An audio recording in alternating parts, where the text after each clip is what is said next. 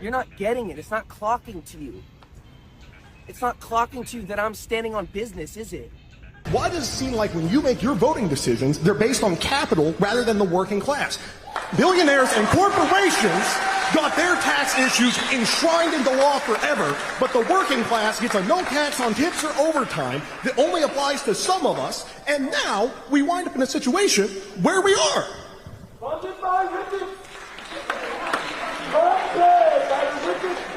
With all due respect, sir, the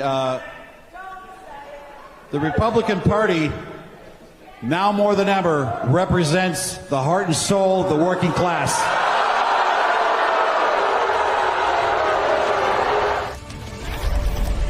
That's about how it's going to be a Republican right now in America, not just in America, but in ruby red Nebraska. Hi again, everybody. It's 5 o'clock in the East. That was a little peek into a red district in Nebraska, Congressional District number 1, where the Republican there, Mike Flood, who you saw scrolling through his notes looking for how to answer an angry constituent, won with 60% of the vote. We showed you a little bit in the last hour, but last night at an in-person town hall, Flood's constituents took him to task over and over. It only took 2 minutes for tensions to heighten, particularly over new Republican spending bills. I want to go right into this bill because I know this is something a lot of people have questions about. And quite frankly, from where I sit, there's been a lot of misinformation out there about the bill.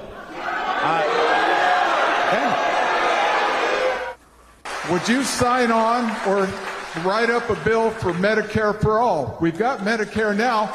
We can start rolling back the age 5, 10 years at a time. Would you support that? We can't afford that. Yes, you can. One of those changes is that if you are able to work and you are able-bodied, you have to work. If you choose not to work, you do not get free health care. You do not get free health. So here's a question. Do you think that people who are 28 years old that can work and refuse to work should get free health care? I don't think that a majority of Nebraskans agree with you.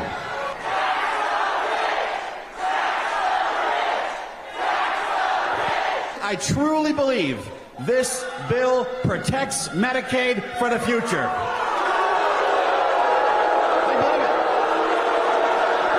With $450 million FEMA dollars being reallocated to open Alligator Alcatraz and $600 million taxpayer FEMA dollars being used to now open more concentration camps and ICE burning through $8.4 million a day to illegally detain people, how much does it cost for fascism? How much do the taxpayers have to pay for a fascist country?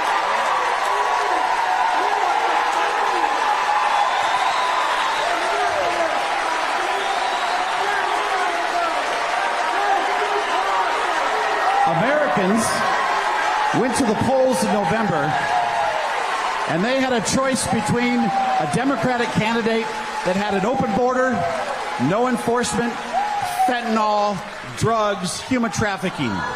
And they had a choice between that and a candidate that said, close the border, get illegal immigrants out of our country. It is an honor to serve you and a privilege to serve you in the United States Congress. Thank you very much, and have a safe drive home.